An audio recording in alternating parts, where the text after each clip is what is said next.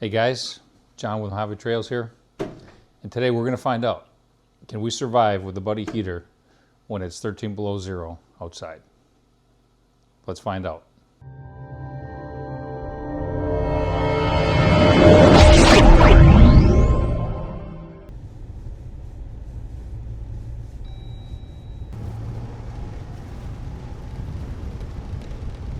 Okay, so it is currently 0 degrees. The weather app says it's negative 10 with the wind chill. What do you think? Think we're gonna be able to do it, Dad?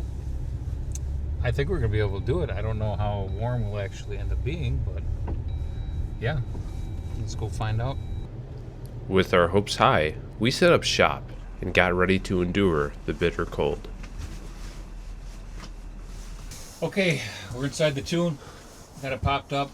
It's 0 degrees outside. It's 5 degrees inside here.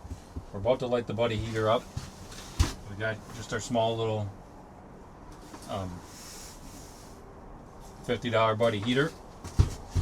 And let's see how long it takes to get warm in here. I'll tell you what, it is freaking cold right now. My hands are numb.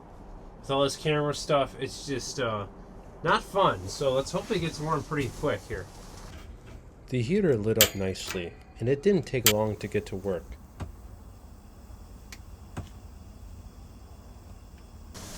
Alright, well, I'll tell you what, it's been about 2 minutes and already this Buudy heater has made a real big difference. I can already feel the warmth. I'm already not completely frozen. I have feeling in my hands kind of back, so that's awesome. Yeah, so we're pretty much gonna see how long it takes for the camper to get how warm would you say, Dad? 60 degrees? Yeah, 60 would be good. I mean, good sleeping bag, you know.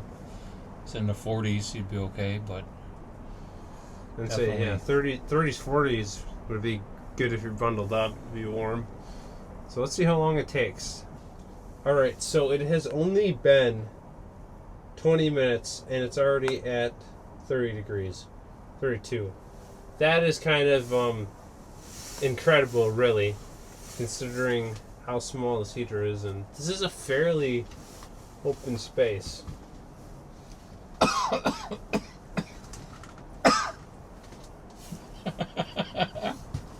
You gonna say anything, or like, I guess? It's always great when Dad straight up ignores me. Alright, well, while we're waiting for this to continue to heat up, and what are we at right now, Dad?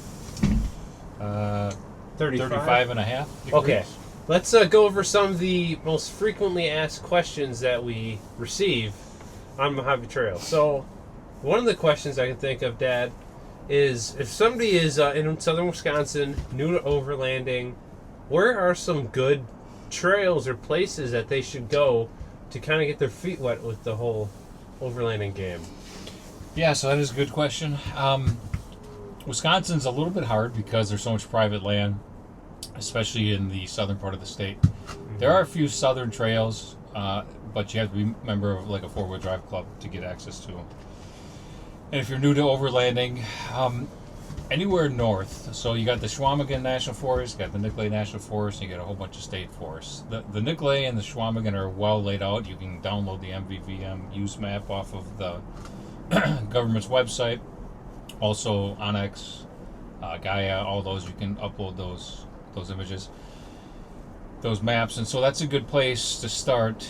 I personally would start in the middle of the state area, like mountain Wisconsin area. There's a number of well laid out trails there and some good boondocking spots. So that's what I would recommend. Obviously, it's best if you don't go alone, if you go with somebody else, in case you get stuck.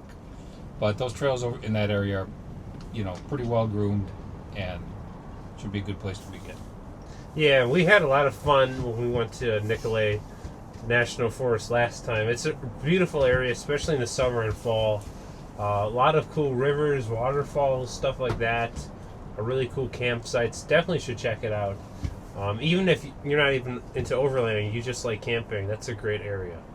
Alright, it has now been 25 minutes, and as you can see, It is now 41.5 degrees in here, so that's heating up pretty quick, and it's honestly a pretty comfortable temperature. But Dad, what are the disadvantages of using propane as a heat source?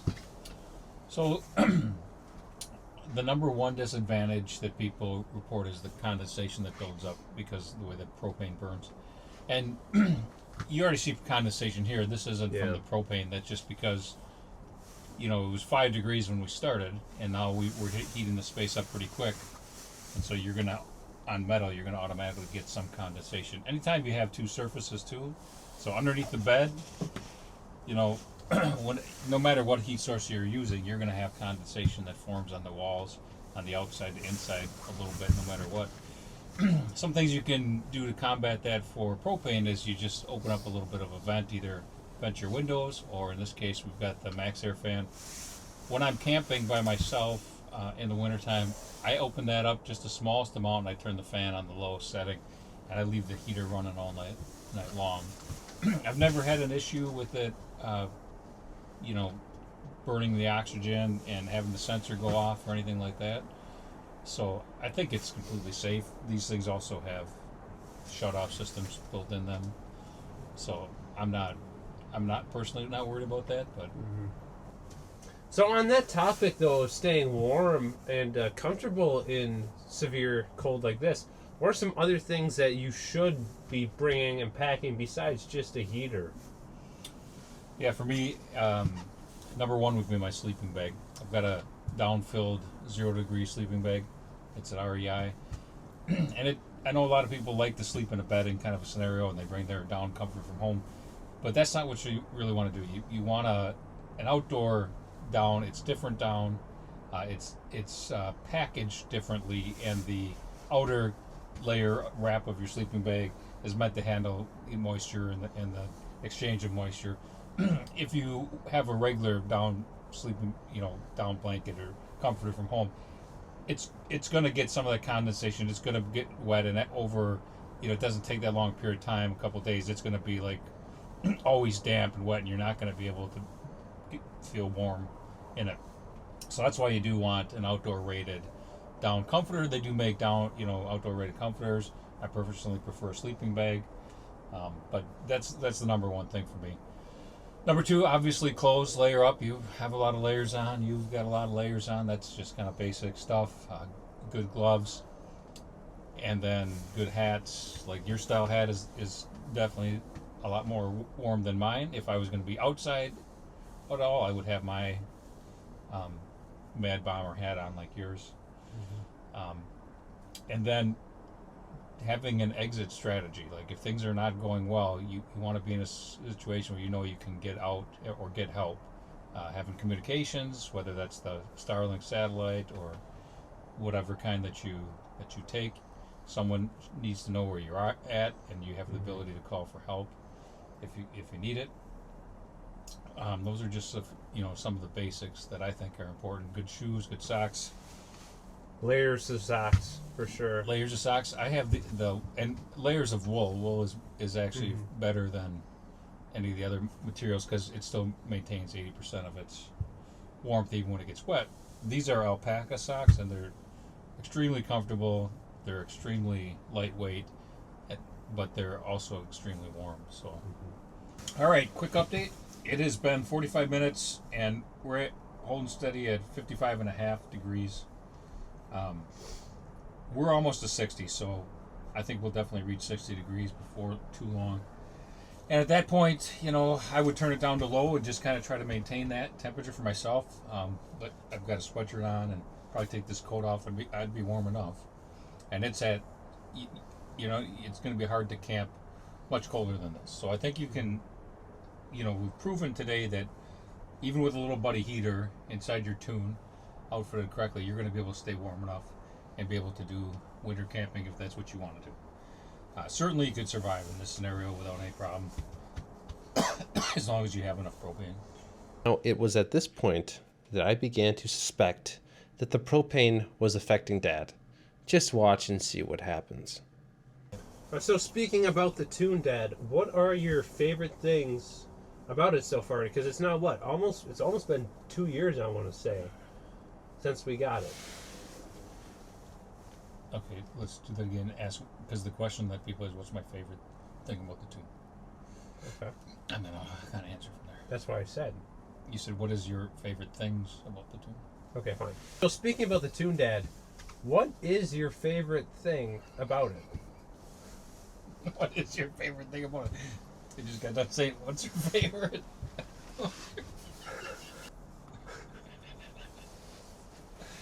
What's in those crackers? Cut. Speaking about the tune, Dad, now that it's been a couple of years since we've owned it, what would you say your favorite thing is about the tune? Great question. Is it a great question? Oh. All right, I guess I will be driving home. He's coughing. All right, you ready? No. I'm not gonna be able to get through this. I think the air in here is starting to thin. Yeah, thin out. It's starting to thin. Winnow. And let's see if we can get through one more question, Dad. Now that it's been a few years since we've owned it, what would you say your favorite thing is?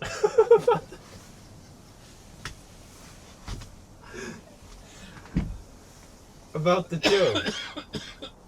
What is your favorite thing? Yeah. Mm-hmm. Ah, What's your favorite thing about the tune? I need water. I genuinely think the air is starting to get kind of thin in here. I think I'm getting a little loopy. So let's see if we can't get through one more question before we die and suffocate. Dad, now it's been a couple of years. What is your favorite thing about Okay, yeah, that's my favorite thing. What's your favorite thing about the tune? It's not one thing.